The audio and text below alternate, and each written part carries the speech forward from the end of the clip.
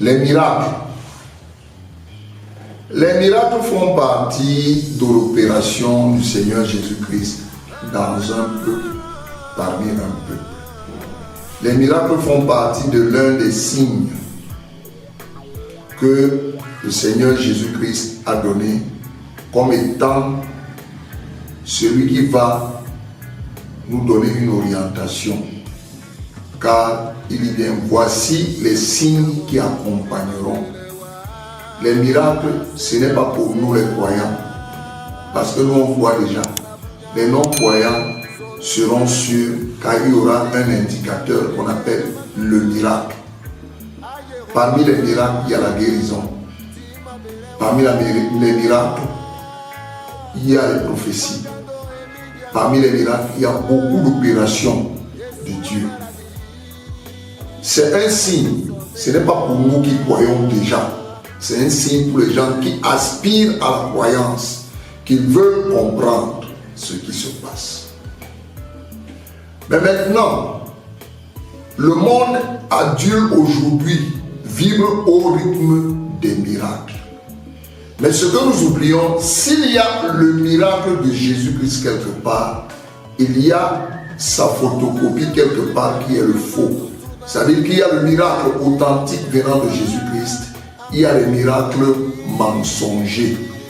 Il y a des miracles mensongers. Et ce qui est grave, les gens s'attachent au miracle.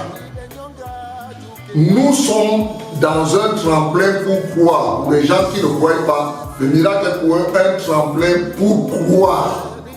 Et une fois qu'ils croient,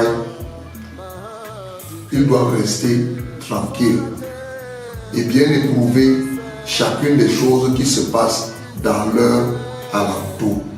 C'est très très important. Il est mieux pour nous de nous attacher à Dieu pour qui il est, pour ce qu'il représente, pour qui il est dans sa divinité, dans sa magnificence, dans son pouvoir, dans son immensité en réalité, que de croire au miracle. Laissons les miracles, croyons d'abord en Dieu. Les gens veulent le mariage, les gens veulent les visas, les gens veulent ci, veulent ça. Croyons d'abord en Dieu. Servons Dieu pour qui il est. Ne servons pas Dieu pour celui qui pourvoit. Ne le servons pas pour ce qu'il nous donne. Nous devenons comme une prostituée qui couche avec un homme parce qu'elle veut de l'argent. Le jour où il n'y a pas d'argent, le jour où il n'y a pas de miracle, il n'y a pas de passeport, il n'y a pas de visa, il n'y a pas ci, il n'y a pas ça, on sert de Dieu. Les signes, c'est pour édifier. Après les signes, il faut s'attacher. De même, quand la femme samaritaine a dit aux gens, venez, il y a un prophète qui a parlé de ma vie. Quand les gens sont venus, ils lui ont dit, tais-toi, nous pouvons rendre témoignage de nous-mêmes, de ce que nous avons vu et de ce que nous avons entendu. Aspirons à la connaissance, allons à l'école du Saint-Esprit et non à l'école du miracle. Cherchons à comprendre, maîtrisons chacune des choses car la connaissance vaut mieux que tout. Pour connaître Dieu, allons à son école. Car Dieu enseigne celui qui vient à son école. Celui qui aspire à la connaissance, celui qui aspire à servir dans l'essence et dans la profondeur, il sera enseigné. Nous ne serons pas embrouillés de ci, de là. Il y a eu le travail, il n'y a pas eu de travail.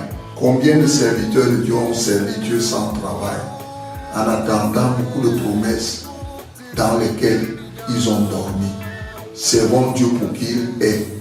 Ne serons pas comme une prostituée qui veut de l'argent pour assouvir ce qu'elle cherche. Je vous en prie,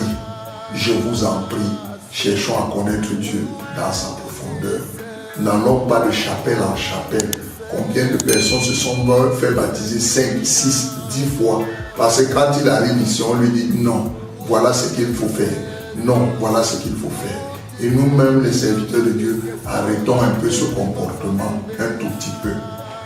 Amenons les gens à connaître Dieu, à le servir, à s'attacher à lui et non au miracle, et non au visa, et non au mariage, et non à la guérison, et non, mais servons Jésus-Christ en esprit et en vérité, car de lui dépend toutes choses.